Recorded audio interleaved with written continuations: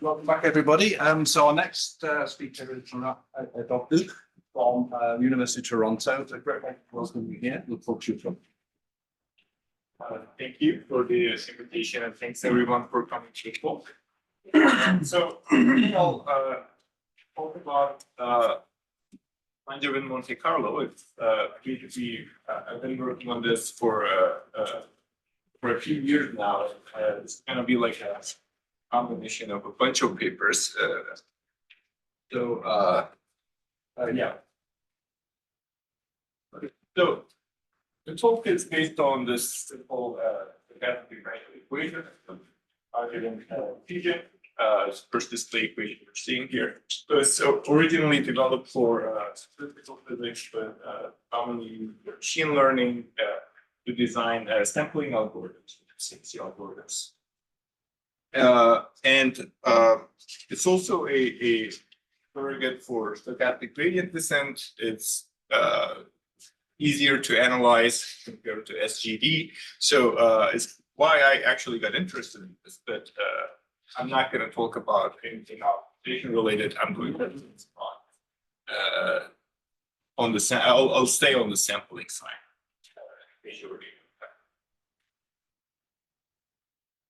So most of the problems in statistical computing can be formulated in one of these programs. In the first one, we're trying to sample from a target where we have a d-dimensional distribution. Is the I is target. It has the split point here. F is called the potential function, and the properties of this F will come up. So I'll use the third potential a lot, but argument is d-dimensional, so that's an important parameter, and we're going to assume that the d is quite large. And in another type of program, we are given a function f. We're just trying to minimize. So it also comes up quite a lot. Physics and machine learning, where the problem dimension d could be also large, and these problems are kind of connected to each other. But there is also like a somewhat disconnect between the amount of theory that we know on each of these problems. So if we'll stick to the problem two, if I'm given a function f, what I would do is I would try to run gradient descent. That's the simplest thing I could do, and I would argue that this is a canonical algorithm to solve this problem if it is feasible to run this. So here we have the step size eta, typically small, so that's an important parameter to keep in mind. But very simple algorithm, and it's a canonical algorithm in optimization. So if we add a small Gaussian noise, scaled appropriately, this is what we call Langevin Carlo. And I will argue that this is the canonical sampling algorithm. It's very simple, and the first thing to try that comes to mind.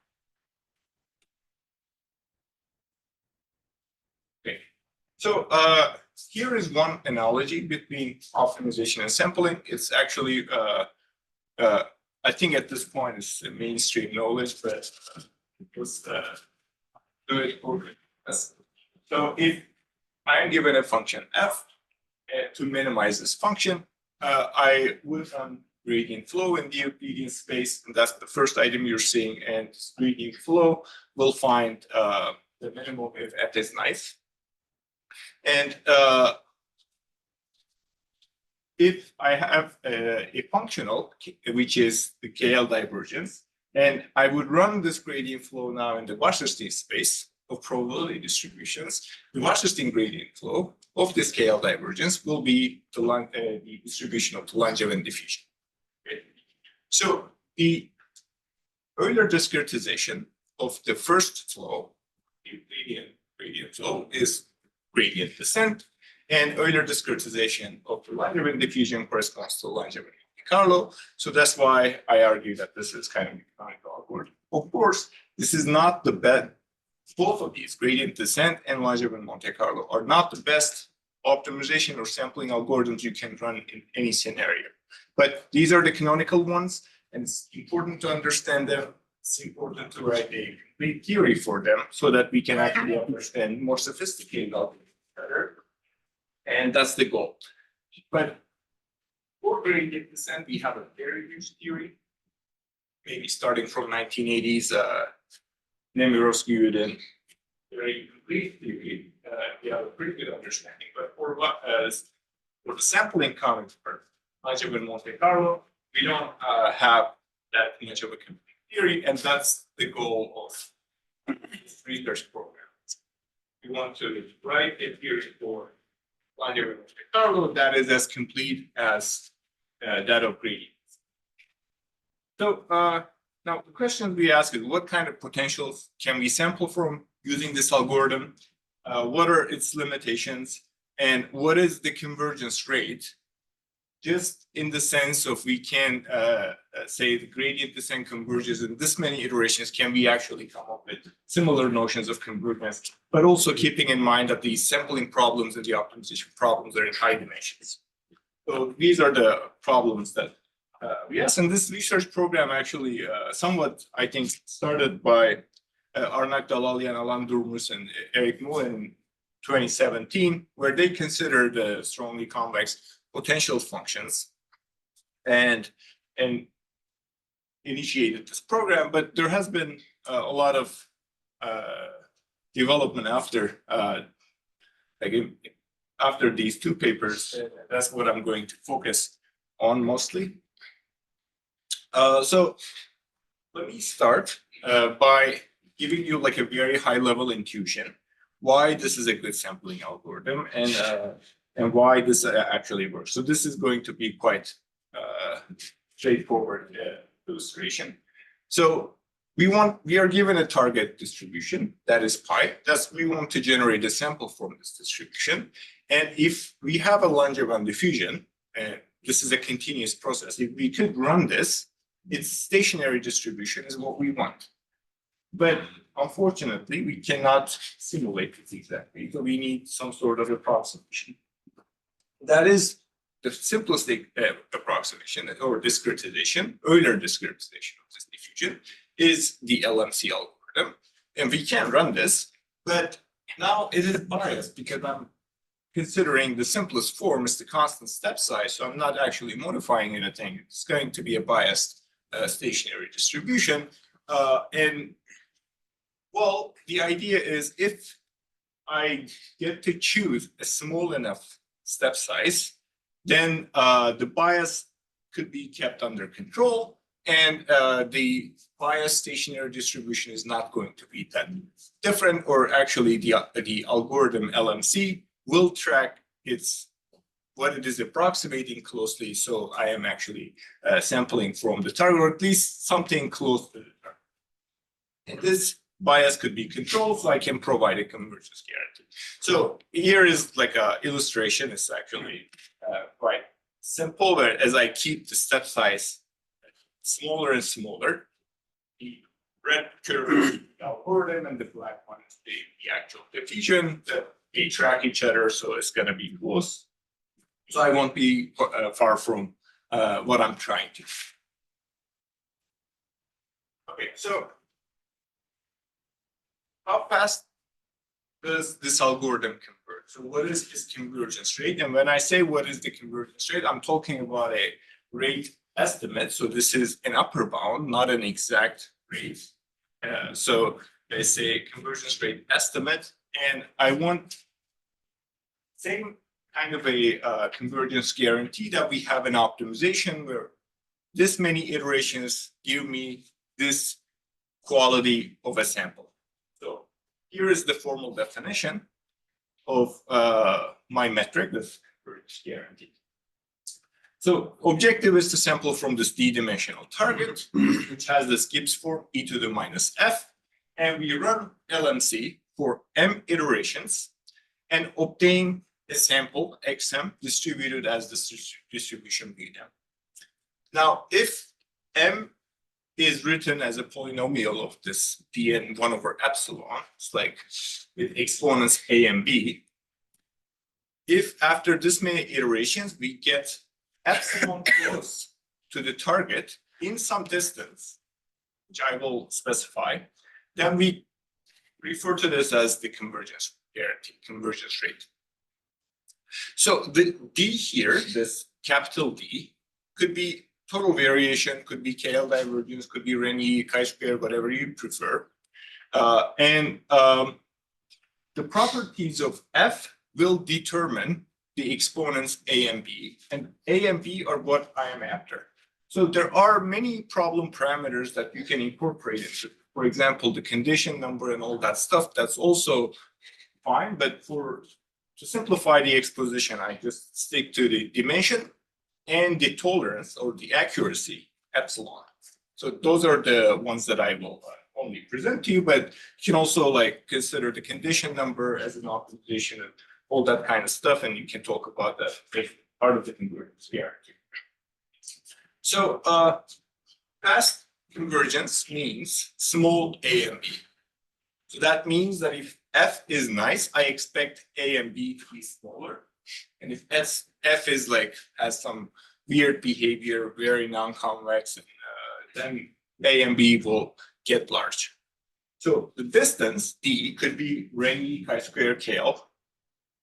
You may ask why would anyone care about like Rényi or chi-square convergence? There's actually a pretty good motivation for that.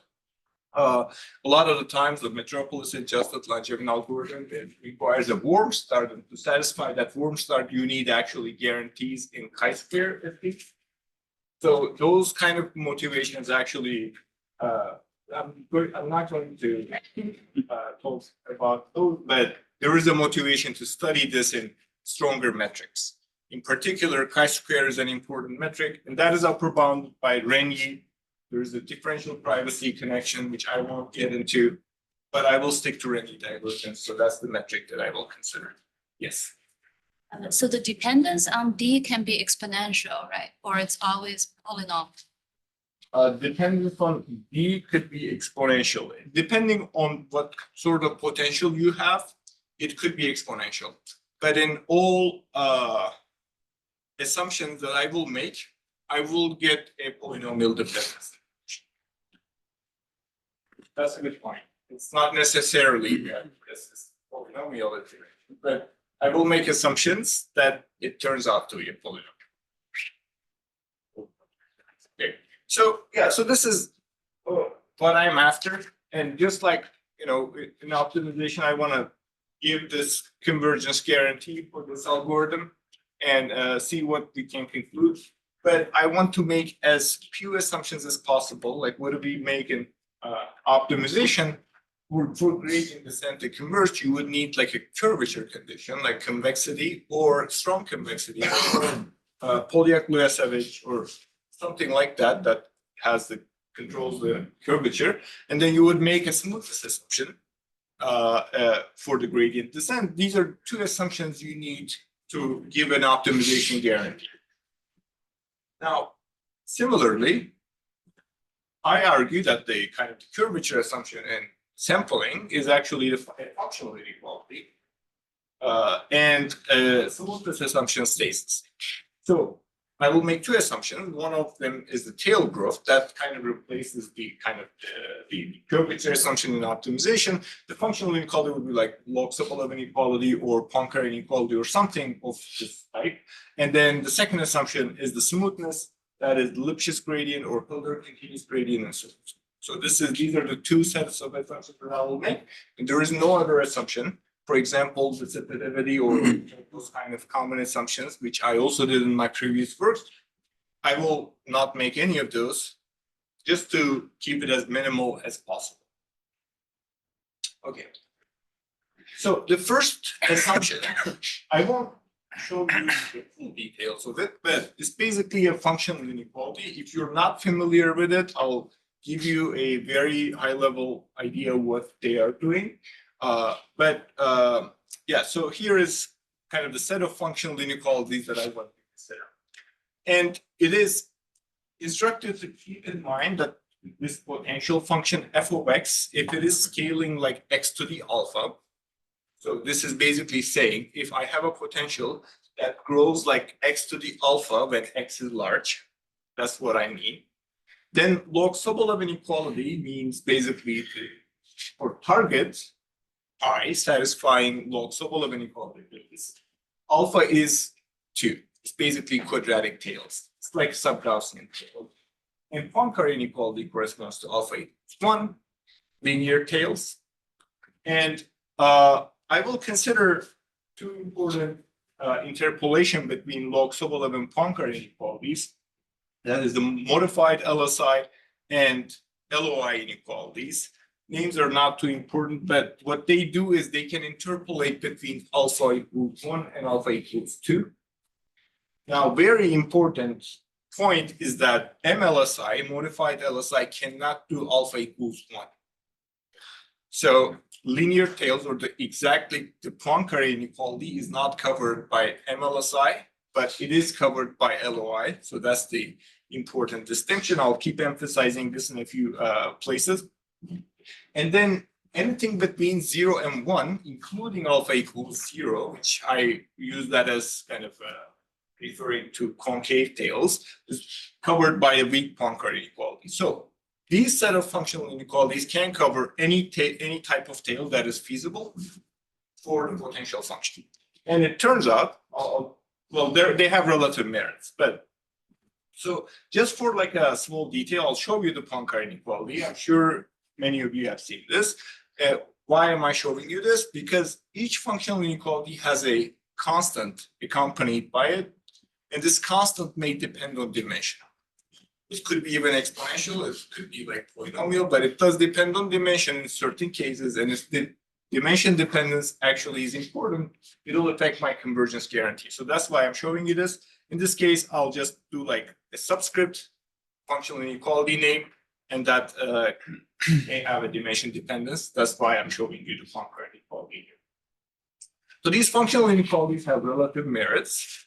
And here is kind of a summary of what they're doing. And when I'm gonna, when I'll talk about these, their relative merits, it's important to keep in mind that f of x is growing like x to the power alpha. Just keep that in mind.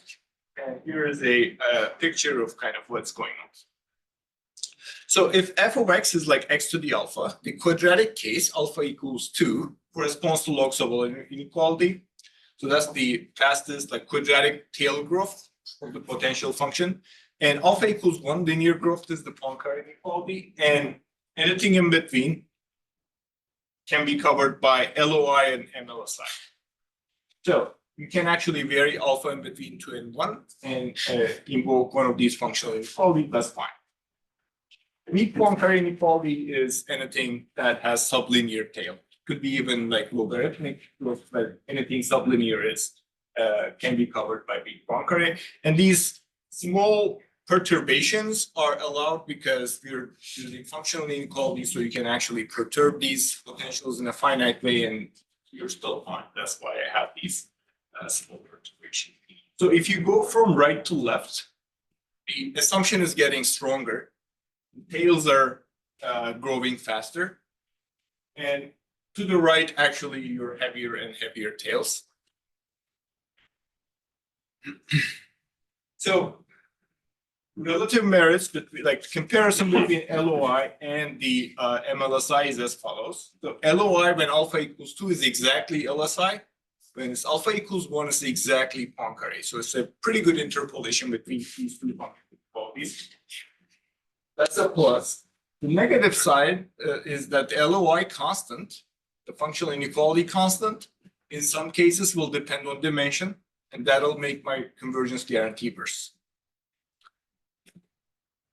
On the other hand, MLSI, alpha equals 2, exactly, it is LSI, but when alpha equals 1, it won't give me the Poincare inequality. So if I want to give you the guarantee and under only the Poincare inequality, I cannot invoke MLSI. But what is the good thing about it? It's constant will be dimension free. So whenever I can invoke this, it's gonna give me a better dimension dependency. So the weak Poincare, this is quite interesting. Actually, pretty much any distribution satisfies a weak Poincare inequality. So if we can actually give a guarantee and under weak Poincare inequality, we have a convergence guarantee for any target distribution. But estimating the constants and like their dimension dependence is like it's not very straightforward. So that's the negative side of the function.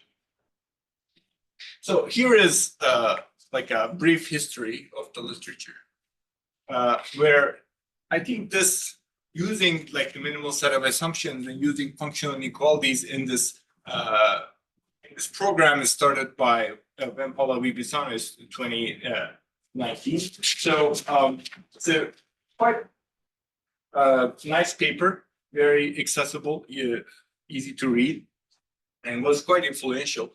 And so basically they assumed logs of inequality and smoothness and then gave convergence guarantees for LMC. And so earlier papers, of course, considered the stronger assumptions. And then as we get to more recent papers, they start considering weaker and weaker functional inequalities. So what is important is that the earlier paper by Paula Vibisanis is under KL divergence and considered Sobolev. So follow-ups to it, there are a bunch of like improvements. And then in 2021, this paper by me and my student, we considered MLSI, but that wasn't able to cover alpha equals 1 case. So the Poincare case was still open. And later on, we were able to do the Poincare case, and that pretty much can interpolate anything between alpha equals 2 and alpha equals 1. And then the weak Poincare case is quite recent, is basically covered by this last paper that you're seeing at the bottom. And so I'll give you like an overview of these results now.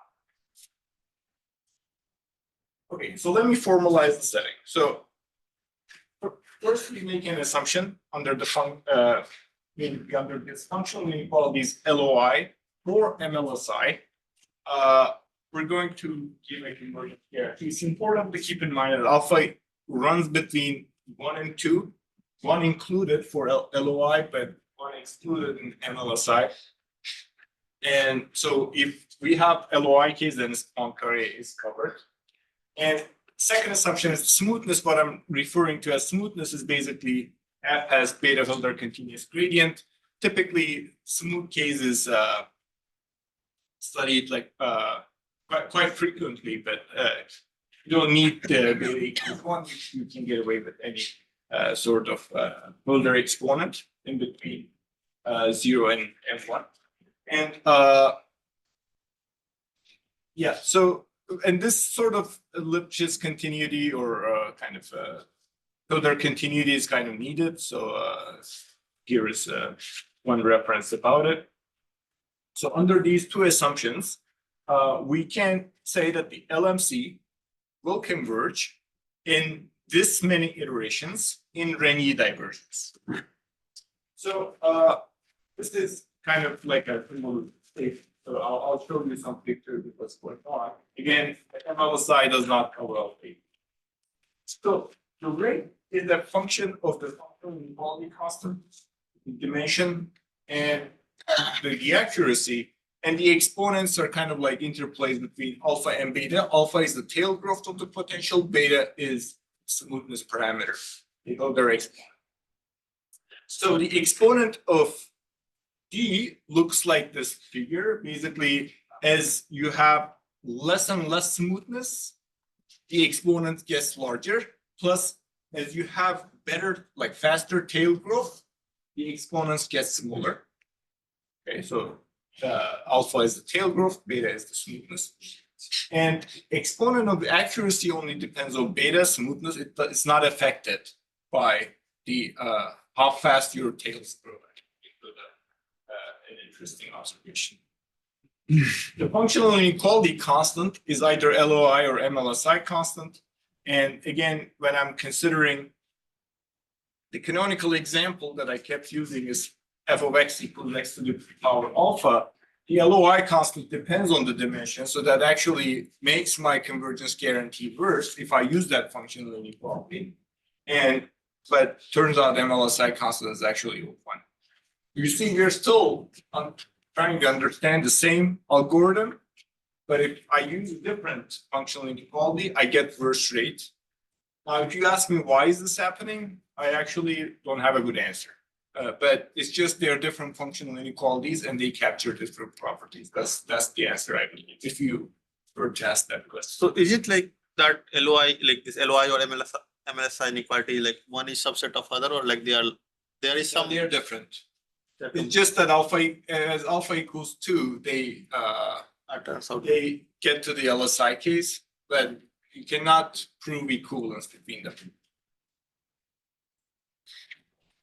Okay, so so a big open problem was the alpha equals 1 case. That was the Poincare inequality, and LOI actually does that even with if it is like not the sharp rate.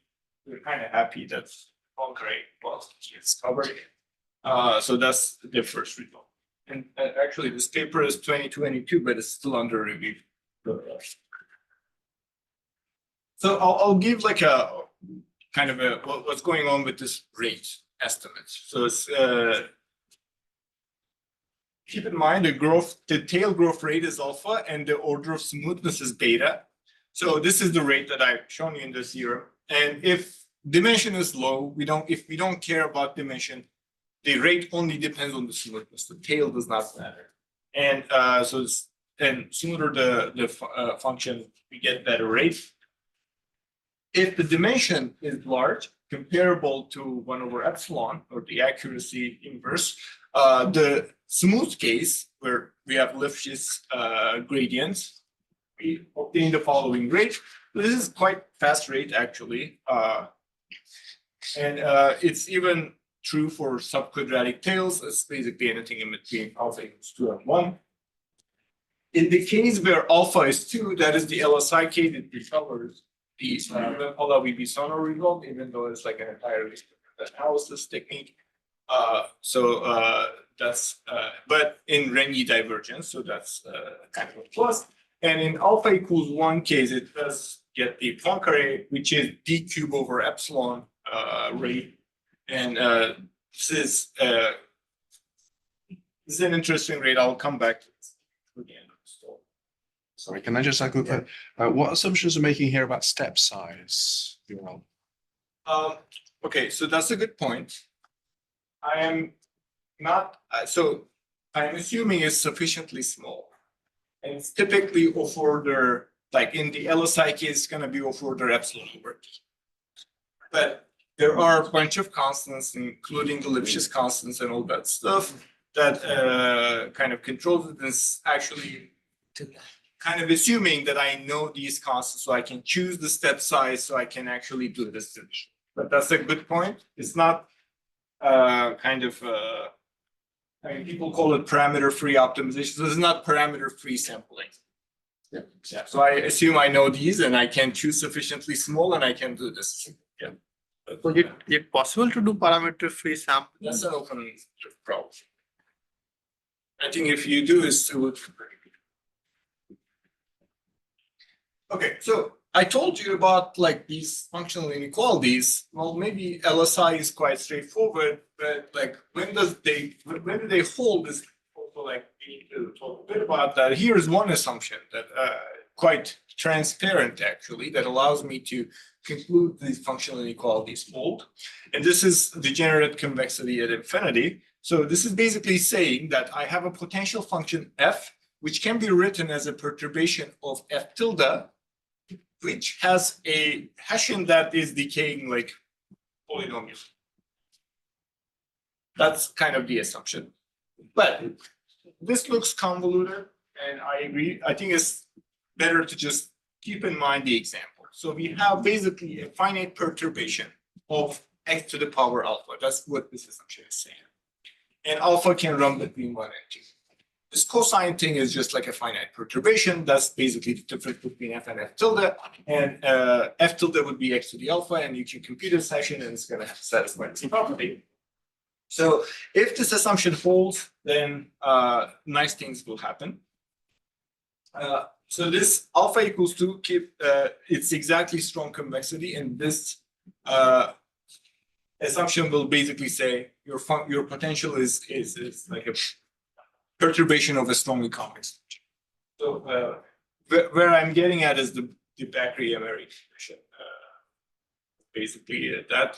So if the potential satisfies this assumption, then the target will satisfy MLSI with a dimension-free constant. So that's the fact that it's dimension-free is quite important because we're going to get sharper rates compared to LOX. So this assumption actually in the functional inequality is inspired by this Toscani-Villani paper. It's 2000. And this degenerate convexity and the functional inequality that they prove is different than what we prove. So this functional inequality is kind of tailored for LMC. And it's actually weird compared to like standard functional inequalities, but I won't get into details. But for the canonical example, like for the f of x equals x to the alpha, we can compute that the smoothness is also alpha minus 1, and the LMC will get the final rate d over epsilon 1 following k in the display equation. So that's the rate that we get for this canonical example. And if we do the same thing for LOI, since the constant is dimension dependent, we get a reverse rate. Okay, so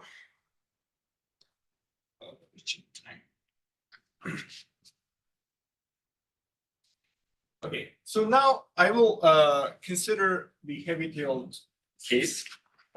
We started from alpha equals 2. We covered all the way to alpha equals 1. Now that regime is done. Now we're going to go slowly from alpha equals 1 to alpha equals 0 and make the tail heavier and heavier, see what happens. Well, I was expecting initially that the LMC actually would fail, but won't be able to sample. But that's let's see if that is the case. So we're still trying to sample from this target distribution that has the Gibbs form, and targets say it has sublinear tails now, and it's x to the power alpha, where alpha is in between 0 and 1. And so this is one example, or it could even have logarithmic growth that is like Cauchy type tails. Then it's then very heavy tail, we may not even have expectation. Okay. So the potential function now looks like this. The growth is very slow. That means that the drift is very weak when it comes to LMC. So whether LMC converges or not is kind of also a question. So this is to 0 case. So you have fx equals to log 1 plus x. Yeah, so that's an simplification. I am saying alpha is 0, but it's actually like logarithmic growth. But so what I mean by alpha equals 0 is an epigenetic rotation. It's actually like logarithmic tail. That's what I meant. So if there is like x to the power beta, then alpha will be like something. So like log of 1 plus x to the power beta. Yeah, but that won't really. That's just gonna change the degrees of freedom, right? That won't really change the tail behavior. It's still logarithmic. Okay, so here is the theorem. So it's basically saying if the target satisfies weak Poincare inequality, and keep in mind this is any distribution satisfies the weak Poincare inequality, then LMC, you can write a convergence guarantee in terms of the weak Poincare inequality parameters. But the expression was so ugly that it didn't make it to my slides. So, but I'll show you a corollary of it. So, turns out LMC converges for any part. So that's an interesting conclusion. Here is an example of corollary of this theorem for a specific case. Now, I will consider these specific potentials and compute the weak Poincare inequality parameters with these potentials, and then simplify the rate and present it to you. That's what this corollary is doing. Convergence is in Rényi divergence. And Rényi order Q, any Rényi order is fine. So this, if it is sublinear tail, where it's like x to the power alpha, we get this first convergence guarantee. And if it is like a Cauchy type tail, then we get this second display equation as a convergence guarantee. We can see how it behaves in terms of alpha. And epsilon simplified also. So in this case, the potentials are, I think, has some smoothness that simplified and gets rid of this beta. So you can actually write beta in terms of alpha. That's why you're not seeing beta here. But so one thing that is quite interesting. No, that's Mert. Mert joined us. Oh, okay. So one thing that is interesting is in the Cauchy case, when alpha is smaller than 1, this distribution f alpha or the target will not even have a defined expectation. But this is giving a convergence guarantee in Renyi divergence to the target. So that's a pretty strong statement for a target that doesn't even have an expectation. This is true for any alpha, so you can take alpha as small as possible, make this solution as heavy-tailed as possible. Okay, so this is that. Now, yes. What is Q there? Q is the Renyi order. Like you see that the arc sub Q. So this is basically if you choose Q large, it's like a stronger and stronger metric. Q equals 1 corresponds to KL divergence. Yeah, so you can even give a guarantee for LMC for target measures that have no expectation or even heavier actually. So I will present some lower bounds on this algorithm, but these are kind of quite simplified, so it won't tell us much. Here it goes. If we denote the complexity of LMC as this function, as a function of the initial error, where we initialize this function with some distribution, and that's the initial error, distance of that to the target, that's delta 0. And this complexity of delta 0 is basically how the smallest number of iterations that I need so that I reach order 1 error in terms of Renyi divergence. And this complexity is lower bounded by these quantities that you're seeing in the display equations. And dependence on the initial error changes according to your tail behavior. So if it is quadratic tail, dependence is logarithmic. If it is in between 0 and 2, it is polynomial. If it is like basically 0, then you have exponential dependence. So the message is that this, as you have heavier and heavier tails, the lower bounds get worse, so the sampling becomes harder and harder. Sort of expected.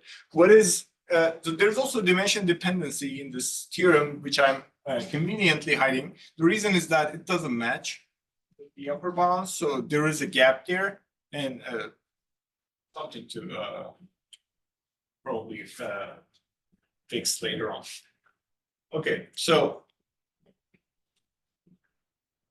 now